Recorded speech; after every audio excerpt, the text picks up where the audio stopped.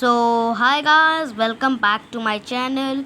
और आज हम लोग एक स्टोरी देखने वाले हैं। स्टोरी तो सबसे पहले स्टोरी का एक डिस्क्लेमर मैंने दिया हुआ है, जल्दी से आप लोग उसको देख लीजिए। मैं 1 सेकंड के लिए म्यूट हो जाता हूँ।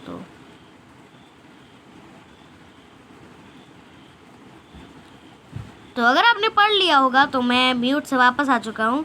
तो हम लोग चलते हैं अपनी स्टोरी की तरफ, और वो स्टोरी किसकी है आपको पता चल जाएगा वीडियो में। तो ये कहानी है हमारे प्यारे स्टीव की, माइनक्राफ्ट स्टीव की। और ये वीडियो इतनी लंबी ना हो इसलिए हम लोग 2 क्वेश्चंस डिस्कवर करेंगे। तो चलिए उस क्वेश्चंस पे आते हैं। तो सबसे पहले मैं आपको एक ट्रेलर बता देता हूँ कि जैसे जो स्टीव होता है वो माइनक्राफ्ट में बहुत सारे काम करता है। जैसे हो गया वॉकिंग, कुकिंग, ब्रीडिंग, अचीवमेंट लेता है, एंड और भी ब्रेकिंग, मेकिंग, है ना। तो इतनी सारी चीज़ें वो करता है। तो और बिल्डिंग भी मेन चीज़ है ना, आई थिंक। तो ये सब वो करता है। तो ये उसकी मेन ही चीज़ें हैं। तो ये सब तो होता है।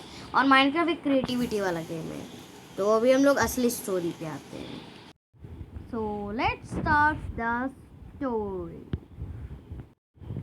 तो आपको पता होगा कि माइनक्राफ्ट को ख़त्म करने के लिए स्टीव को एक बॉस को मारना पड़ता है, और वो बॉस हम लोग का है एंडर ड्रैगन। तो उसको मारने के बाद स्टीव इस गेम से आज़ाद हो जाता है। आई थिंक ऐसा ही होता है ना। एंड वो गेम कंप्लीट कर डालता है। तो अब मैं आपको एक बहुत ही इंटरेस्टिंग चीज़ बताने वाला हूँ, और चलते हैं हम लोग क्वेश्चंस की तरफ भी, ठीक है। तो ये रहे हमारे 2 क्वेश्चंस। नंबर 1 है हमारा from where did he come, and number 2 who is Steve.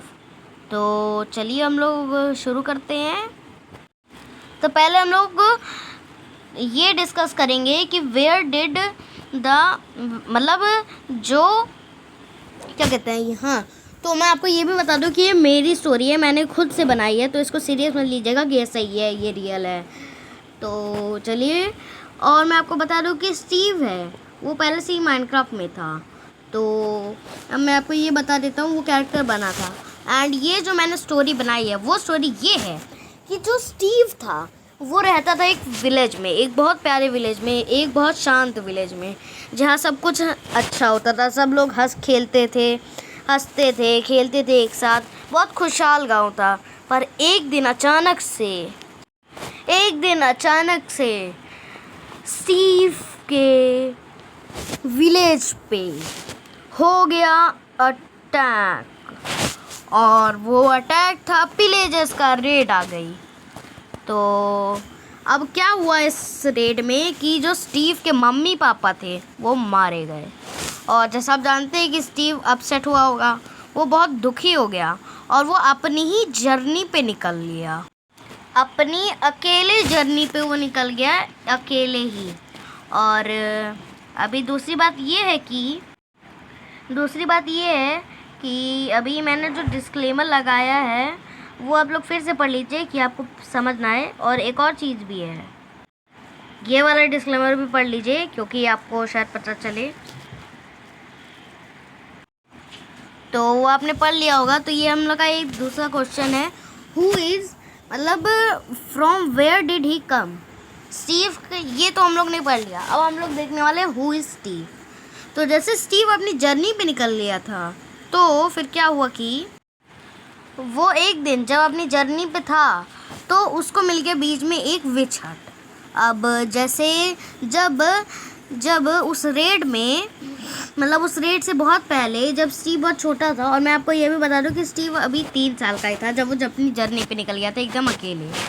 तो मैं आपको ये बता रहा था कि जब स्टीव के मम्मी पापा नहीं मरे थे रेड से बहुत पहले, तो वो स्टीव को बहुत सारी कहानियाँ सुनाया करते थे कि अगर तुम्हें कभी विच मिले तो उसके पास मत जाना, वो खतरनाक होती हैं, वो हमें मारती हैं। पर जैसा विच चाहती थी कि उसको भी एक बच्चा चाहिए था, ठीक 3 साल का है।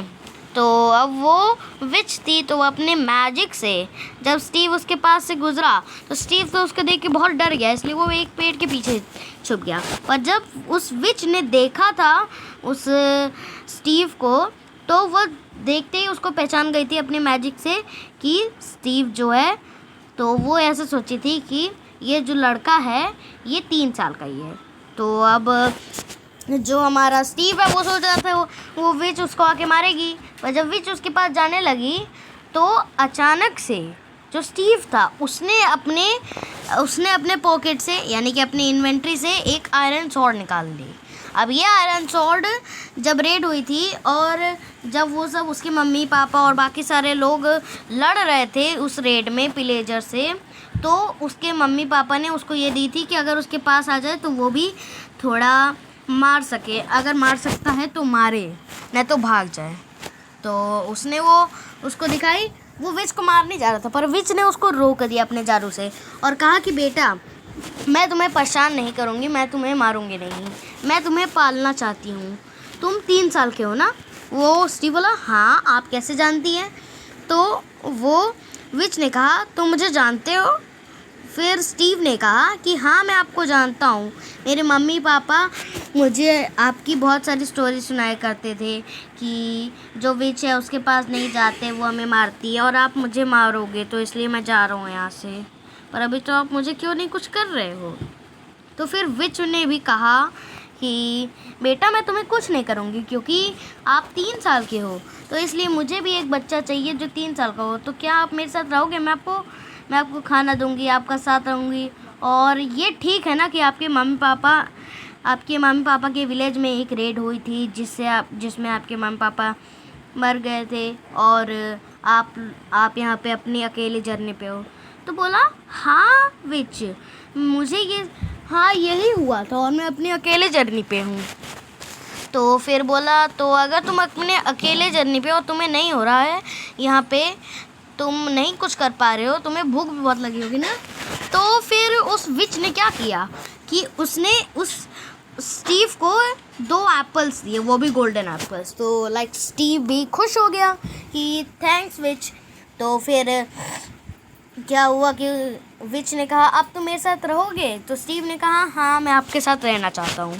तो फिर विच ने भी स्टीव को पालना शुरू कर दिया और उसके बाद सीन बदलता है 10 साल के बाद।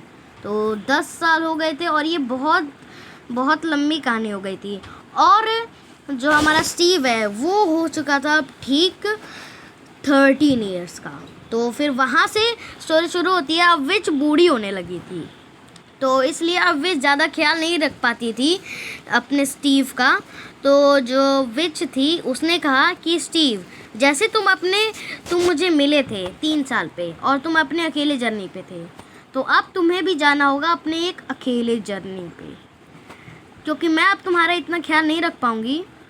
तो मैं तुम्हें कुछ पोशंस दे रही हूँ जिससे अगर तुम्हें कोई डैमेज मिले तो तुम उससे हील हो जाओगे और मैं तुम्हें थोड़ा खाना दे रही हूँ ताकि तुम उसे ले जाओ, अगर तुम्हें भूख लगे तो उसे खा लो। तो फिर जो विच होती है उसको कुछ पोशंस ऑफ हीलिंग देती है, रीजनरेशन एंड हार्मिंग, अगर उसके पास कोई आए तो वो उसको मार सके दूर से ही। एंड देन उसको थोड़े गोल्डन एप्पल्स देती है, ब्रेड देती है, चिकन देती है, ऐसे सारे पूरे स्टैक देती है। एंड देन उसके बाद जब बहुत सारा खाना हो जाता है उसको आर्मर भी देती है आयरन का, क्योंकि उसके पास अभी डायमंड नहीं थे। तो फिर लाइक स्टीव भी निकल गया अपनी जर्नी पे। तो रास्ते में जब स्टीव अपनी जर्नी पे था तो उसे मिली एलेक्स। तो यहाँ पे एलेक्स की स्टोरी नहीं है, हम लोग बस इतना डिस्कस करेंगे कि उसको एलेक्स मिली है। तो एलेक्स जब उसको मिली तो एलेक्स थोड़ा शर्मा रही थी, वो उसके पास से भागने लगी, पर फिर उसको स्टीव अच्छा लगने लगा। वो उसके पास गया और बोली कि क्या तुम मेरे साथ जर्नी पे चलोगे? तो एलेक्स के साथ भी कुछ ऐसा ही हुआ था जो स्टीव के साथ हुआ था, तो वो आपको पता चलेगा हमारी स्टीव की स्टोरी पार्ट 2 में। एंड तब तक के लिए bye bye, thanks for watching. और ये था पार्ट 1, हम लोग के पार्ट 4 तक है ये हमारी स्टोरी।